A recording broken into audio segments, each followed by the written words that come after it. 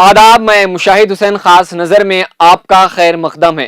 24واں اجلاس عام جمعیت علماء ہند کا دلی کے رام لیلا میدان میں منعقد ہوا تھا، جہاں مولانا ارشد مدنی صاحب نے تقریباً 32 منٹ کی تقریر میں بات کرتے ہوئے کئی چونکا دینے والی باتیں بتائی ہے، جو کہ میڈیا والوں نے اپنے اپنے طریقے سے مولانا ارشد مدنی صاحب کی باتوں پر بحث اور پروپیگنڈا کر رہے ہیں۔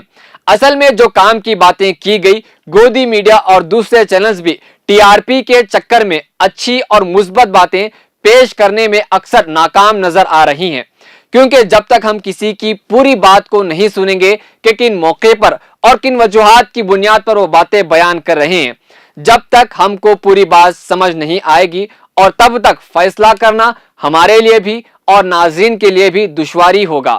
مولانا ارشد مدنی صاحب نے تو پہلے اپنی تقریر میں یہ کہا کہ مسلمان اس ملک میں تقریباً 1400 سالوں سے ہیں، ہم نے کبھی بھی کسی شخص کو اس کا دھرم چھوڑ کر ہمارا دھرم اسلام قبول کرنے کی زور زبردستی نہیں کی۔ مولانا ارشد مدنی صاحب نے یہ بھی کہا کہ ہمارا ماننا ہے کہ دھرم وہ چیز ہے جس کو آدمی اپنے دل سے قبول کرتا ہے، اور کوئی طاقت زور زبردستی سے کسی کو کسی دھرم کا پابند بناتا ہے تو وہ اس دھرم کا نہیں ہوتا۔ اسے مثال کے طور پر مولانا ارشد مدنی صاحب نے یوں پیش کیا کہ رشیا میں کمیونسٹوں کی کئی 80 یا 90 سال حکومت تھی، تو وہاں پر انہوں نے اسلام کا جنازہ نکالا۔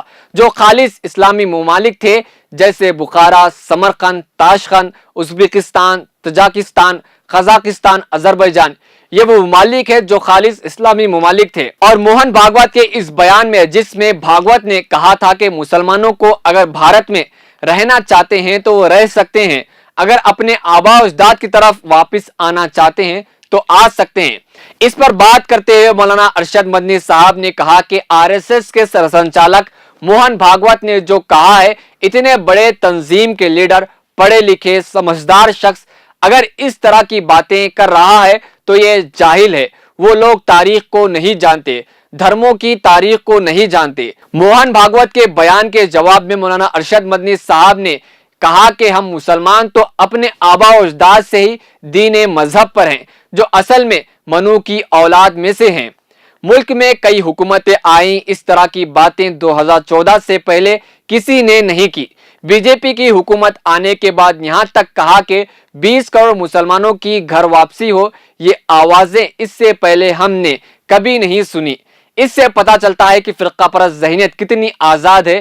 تو ناظرین، مولانا کے 32 منٹ کی باتوں میں آپسی اخوت، بھائی چارہ، ملک کی معاشی ترقی، ملک کے تمام لوگوں میں اتحاد و اتفاق، اور ایک دوسرے کے مذہب کی عزت و احترام، اس طرح کئی موضوعات پر مولانا ارشد مدنی کا تفصیلی تقریر تھی۔ اس میں سارے مذہبی پیشوا نے شرکت کی۔ اس میں صرف ایک جین مذہبی پیشوا مولانا کی باتوں پر اختلاف کرتے ہوئے وہاں سے ان کے حامیوں کے ساتھ چلے گئے۔ اللہ کو یا بھگوان کو نہیں مانتے، اس لیے انہوں نے اس کو کہا کہ ہم اس کو نہیں مانتے۔ انہوں نے اپنی تقریر میں یہ بات کہی اور وہ اٹھ کر کے چلے گئے۔ لیکن ہم یہ سمجھتے ہیں کہ وہاں تو سب لوگ موجود تھے، ہمارا کچھ مذہب ہے، ان کا کچھ مذہب تھا، سکھ طبقہ بھی موجود تھا، عیسائی بھی موجود تھے، ہندو بھی موجود تھے۔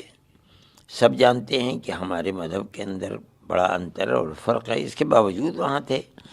میرا خیال یہ ہے کہ ان کو بیٹھنا چاہیے تھا ہمارے ساتھ۔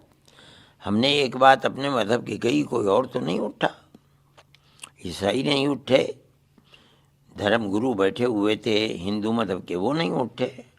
ہم یہ جانتے ہیں کہ ان کا مذہب اور ہے، ہمارا مذہب اور ہے، ہم نے ان کو بلایا تھا۔